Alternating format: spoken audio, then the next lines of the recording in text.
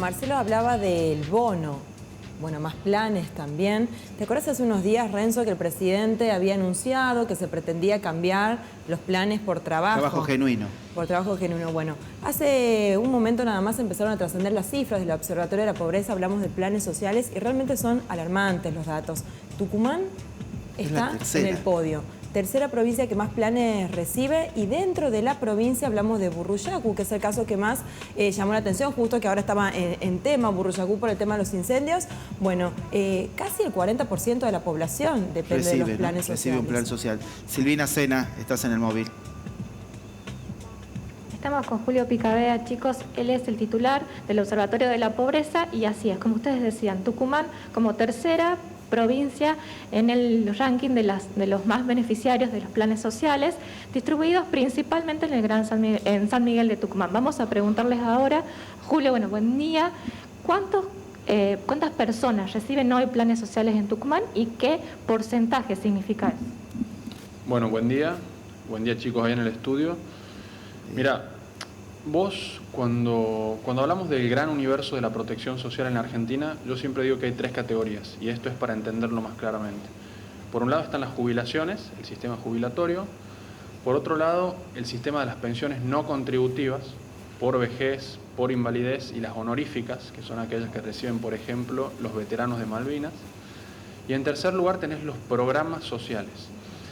Dentro de los programas sociales, que a su vez es un amplio universo, encontramos, por ejemplo, la asignación universal por hijo, que alcanza en Argentina 4 millones de personas, la tarjeta alimentar, que llega a 2 millones de personas, los programas de ayuda de la tarifa social, encontrás también ayuda a comedores, y así una gran cantidad de programas. Dentro de esos programas sociales está el Potenciar Trabajo. ¿Qué es el Potenciar Trabajo? Es un programa que lo que busca es reinsertar o insertar en el mercado laboral a personas desocupadas.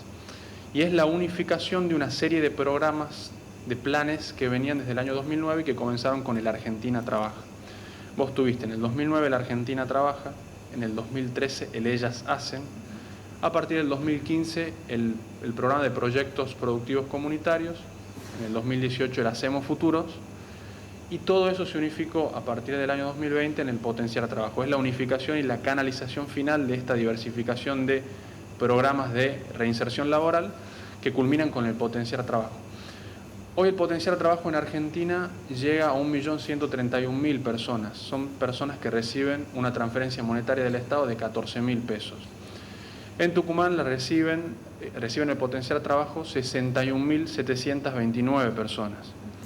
Vuelvo a repetir, no hablamos de todo el universo de la protección social, sino únicamente del Potenciar Trabajo. En términos de naturaleza, ¿en qué se diferencia de los otros programas sociales? En que le exige a la persona que lo recibe una contraprestación a cambio. En este caso, quienes reciben el Potenciar Trabajo tienen que prestar un servicio a la comunidad a través de una cooperativa, ya sea trabajando en la construcción, en el reciclado, en la limpieza de espacios públicos, por ejemplo, o en otros rubros similares.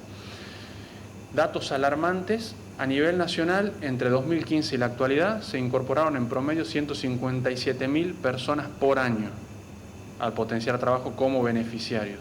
369.000 durante el gobierno de Cambiemos, entre 2015 y 2019, y 575.000 en lo que va de la gestión del Frente de Todos. Vos comenzaste en el 2015 con 187.000 beneficiarios y tenés actualmente 1.131.000.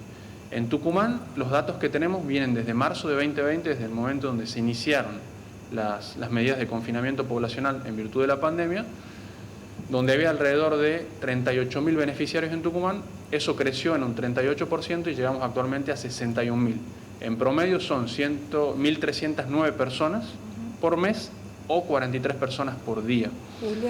Como lo mencionaban los chicos en el estudio, nos encontramos con algunos datos alarmantes, como por ejemplo el caso de algunos municipios en el interior, donde la tasa de personas que reciben el Potenciar Trabajo sobre la población pasa el 10%. Caso Lules, caso Alberdi o caso Burruyacu, que es el más alarmante de todos, donde llega al 40%, es decir, un 40% de la población del municipio de Burruyacu es beneficiaria del Plan Potenciar Trabajo. Hay múltiples preguntas que tendríamos que hacernos, entre esas, qué es lo que pasa en el interior de Tucumán, y la respuesta está vinculada a la falta de generación de empleo genuino, a la falta de inversión privada, que lo que hace es que las personas tengan que recibir asistencia estatal para poder tener un sustento. Julia. Decías que el monto es de 14.000, más o menos para dimensionar. ¿Qué llega a cubrir eso? ¿Cubre, por ejemplo, una canasta básica? Bueno, mira, el monto es de 14.040 pesos exactamente, y la canasta básica de alimentos, bienes y servicios mínimos para una persona adulta de entre 30 y 65 años, según el último informe de INDEC, está en 22.000 pesos. O sea que los 14.000 pesos no llegan a cubrir lo que se denomina la canasta por adulto equivalente, que es una canasta para esta persona adulta de entre 30 y 65 años. Por otra parte, creo que lo más alarmante es ver la evolución o el crecimiento en el número de beneficiarios desde el año 2015 hasta la actualidad, y no la generación de empleo, porque vos, para poder ir reduciendo las transferencias monetarias, hablando del plan potenciar a trabajo, desde el Estado hacia estas personas que lo reciben, tenés que generar empleo, y la economía argentina hoy no genera empleo. Si vos no generas empleo, vas a seguir incorporando personas al sistema de beneficiarios del potenciar a trabajo, incrementando las erogaciones del Estado. Hoy el Estado Nacional destina a Tucumán, para el potenciar a trabajo, 900 millones de pesos por mes, o lo que es el equivalente por día, que son 29 millones de pesos aproximadamente. Julio, a nivel nacional es una cifra mucho más superior. Sí. Sí, en tu experiencia en el tema, y bueno, siguiendo esta línea que estás contando, estas cifras alarmantes, ¿vos ves una intención del gobierno de revertir esta dependencia de la gente de este bono? Claro, porque la plata se necesita, hay que cubrir los gastos, mantener un hogar. Hacías alusión recién de, bueno, la falta de inversión de los privados. ¿Hay una intención realmente, a tu entender, del gobierno de poder revertir esto? Mira, desde lo discursivo se viene diciendo que se quiere transformar el plan potenciar a trabajo en empleo genuino. Yo veo que hay una contradicción, porque vos, por otra parte, tenés un Estado que no genera las condiciones para que haya inversión privada en Argentina. No hay un clima, lo que se denomina un clima de negocios en Argentina. Esto quiere decir facilidades para la inversión privada, facilidades para el emprendedurismo, que le sea fácil poner plata a toda aquella persona que quiera poner plata en la Argentina, que haya previsibilidad, que haya seguridad jurídica. Eso yo no lo observo hoy. Entonces, si vos querés transformar este millón de planes potenciar trabajo en empleo genuino, tenés que tener reglas de juego orientadas a la promoción de la inversión privada, porque la única forma de generar riqueza es a través de la inversión privada. Eso es lo que venimos viendo de la experiencia de diferentes países del mundo. La inversión privada genera riqueza, con la inversión privada generas empleo, y así vas a poder ir reduciendo la pobreza, y en este caso sacando a las personas del plan potenciar trabajo y pasándolas al empleo. Julio, hablabas de esto, ¿no? Esta observación. ¿Y estos planes vos crees que están dados a las personas que corresponden? Porque a veces, ¿no? Siempre son los que te enterás, no, él tiene este plan y no lo necesita. ¿Hay una investigación a partir de eso, de que si lo tienen realmente las personas que lo necesitan a estos planes? Bueno, ahí hay un par de cuestiones. Sí. La primera es que hay muy poco control y evaluación de los programas sociales, y eso te lleva, por un lado, a que vos tengas superposición. Hay personas que perciben 3, 4, 5 programas sociales, como el potenciar a trabajo, la asignación universal, la tarjeta alimentar, los subsidios para las tarifas de servicios públicos. Entonces, cuando comenzás a sumar, perciben una gran cantidad. Se intenta hacer un seguimiento de quienes reciben el potenciar a trabajo, pero no es tan eficaz en términos de control de la política o del programa. Y por otro lado, tampoco podés controlar si las personas, y esto seguramente pasa mucho, además de recibir los 14.000 pesos del potenciar a trabajo, trabajan informalmente en la economía. Claro. Eso es muy difícil de controlar, porque vos tenés en Tucumán un 45% de empleo informal, y por lo tanto es difícil hacerle un seguimiento. Yo creo que acá necesitas visión de futuro, generar un clima de negocios, que vengan inversores externos, pero también internos, que haya confianza en el gobierno, que haya previsibilidad, que se ponga la plata en la Argentina, que se ponga la plata en Tucumán, y así, de manera sostenida en el tiempo, se vaya generando empleo genuino, que es la única forma de darle dignidad a la persona, que la persona acceda a su propio ingreso, y paulatinamente ir reduciendo el gasto del Estado en materia de, en este caso, planes orientados a reinsertar a la persona en el mercado. ¿Qué pasa, Julio, con el aspecto cultural? Vos empezabas tu cronología en el gobierno de Cambiemos. Son varios años que se van incrementando estos planes y también un acostumbramiento a depender de eso. ¿Es fácil también cambiar el chip en la gente que lo recibe o realmente vos percibís que la gente quiere trabajar y esto es una salida porque la toman porque no les queda otra? Mira, los planes sociales nacen a partir de la crisis del 2001, nacen un poco antes, en realidad en los 90, pero en los 90 tenían otra finalidad porque se le transfería un subsidio a la empresa para que la empresa emplee durante una X cantidad de tiempo a una persona hasta que la persona pueda reinsertarse en el mercado, adquirir capacitación y muchas veces terminaba quedando en la empresa. Era diferente, acá se transfiere un subsidio a la persona directamente. Esta modalidad comenzó después de la crisis del 2001 con el plan Jefes y Jefas de Hogar. Obviamente después de la crisis y con la devaluación del 2002, la pobreza aumentó considerablemente.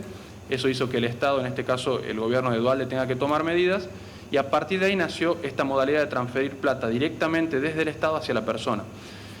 Esto ha ido creando paulatinamente una cultura de la dependencia del Estado, un Estado que asiste a las personas, pero claramente el modelo de desarrollo argentino no puede ser el asistencialismo, porque vos en un modelo asistencialista le sacás plata a un sector de la sociedad, a los que producen, para transferirle a otro sector.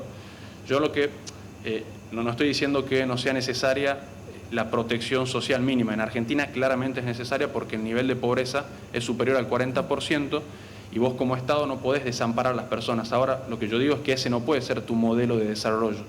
Vos tenés que tener un modelo de desarrollo basado en la inversión privada y la generación de empleo. Es la única forma de reducir la pobreza. En algún punto te toparás con el núcleo duro de la pobreza, que es de un 20% en Argentina, que es la denominada pobreza estructural, y ahí vas a requerir otro tipo de intervenciones de política pública porque el nivel de vulnerabilidades de las personas es muy superior y presentan vulnerabilidades en múltiples dimensiones. Entonces, a medida que vaya creciendo la economía, vas a ir logrando reducir la pobreza. Cuando te topes con el núcleo duro ese, vas a tener que intervenir de otra forma en términos de vivienda, de educación, de salud, medio ambiente, etcétera. Respecto ¿tenés datos si en otros países sucede lo mismo? ¿Cómo se manejan? ¿Hay un modelo que, por ejemplo, pudiéramos tomar como ejemplo?